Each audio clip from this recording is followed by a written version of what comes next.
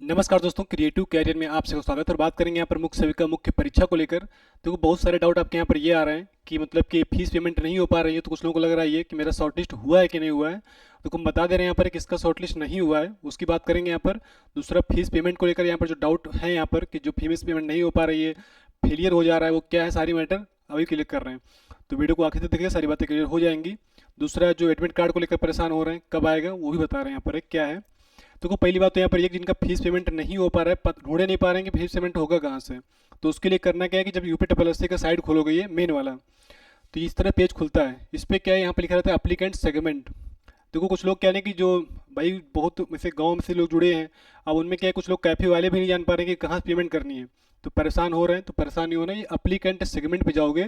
इस पे देखो 1 2 3 4 5वें नंबर पे, 5वें नंबर पे लिखा है यहाँ पर मेन एग्जामिनेशन फी डिपोजिशन। इस पे जैसे क्लिक करोगे तो ये नया पेज खुल के आता है इस तरह से। और इसी में अपना registration number, date of birth, gender, ये आपका डोमिसाइल में यस कर देना है, यूपी की हो, कैटेगरी में अपनी कैटेगरी, और यहाँ पर वेरिफिकेशन कोड और क्लिक हियर प्रोसीड जैसे करोगे यहाँ पर। अगर अगर आपका ये खुल गया पेज, इस सब भरने के बाद में इस पर क्लिक करने के बाद एक नया पेज खुल गया, तो समझ लो आप शॉर्टलिस्ट हो। ठीक है, फिर कोई दिक्कत नहीं है। अब बस फीस पेमेंट का ही मैटर है कि अगर मान लो फीस पेमेंट फंस रही है, तो फेलियर लिख के अगर आ रहा होगा, या फीस पेमेंट कट गई है, कटने के बाद अगर कुछ लिख के आ रहा है, तो परेशानी होना। यहाँ पर ये पीला पीला है, इसको अपडेट करके देख लेना यहाँ पर, तो समझ में आ जाएगा कि 1 2 दिन लग जाता है, कभी कभी 1 2 दिन समय लग जा रहा है। उसके बाद ये अपडेट हो जा रहा है, कोई दिक्कत नहीं है। लेकिन अगर ये इसके बाद क्लिक करने के बाद यहाँ पे एक छोटा सा पेज खुल के आता होगा, उस पर लिखा रहता है कि आप जो है शॉर्टलिस्ट नहीं हुए हैं। अगर ऐसा लिख के आ रहा है तो इसका मतलब शॉर्टलिस्ट नहीं हुए हैं। देखो क्या है ना कि इसका मतलब ये नहीं कि बहुत सारे लोग यहाँ पर हैं।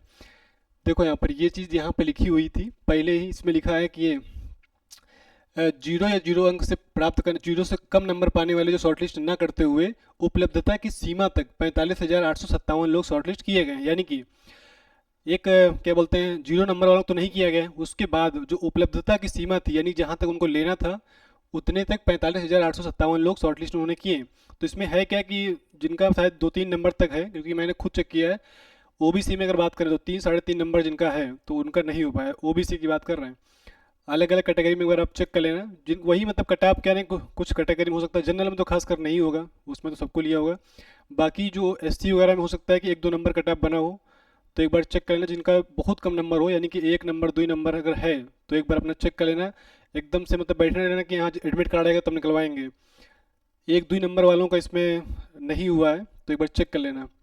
तो ये क्या बोलते हैं, ये यहाँ पर लिखा हुआ है। तो जैसे कि जिनका नंबर 1 या 2 नंबर है, 3 नंबर है, 2 नंबर 3 नंबर की बात कर रहे हैं, उनमें अगर जैसे क्लिक करोगे तो ये पेज ही नहीं खुलेगा अंदर वाला। और जिनके में पेज खुल जा रहा है, यानी कि अंदर फीस पेमेंट वाला ऑप्शन आ जा रहा, तो इसका मतलब क्या है कि आप शॉर्टलिस्ट हो गए हो। अब मैटर है फीस पेमेंट का, नहीं हो रहा, परेशानी हो रहा है। अगर फेलियर वगैरह दिखा रहा होगा तो यहाँ पर अपडेट हो जाएगा। बाकी फीस पेमेंट वाला जो ऑप्शन है ना, वो आपका ख़त्म नहीं होने वाला। जो लोग परेशान हो रहे हैं कि कहीं ये ख़त्म ना हो जाए, तो ऐसा कुछ नहीं है। ये परीक्षा वाले दिन तक ये आपका एक्टिव रहेगा, यानी कि कोई दिक्कत नहीं है परीक्षा वाले दिन तक।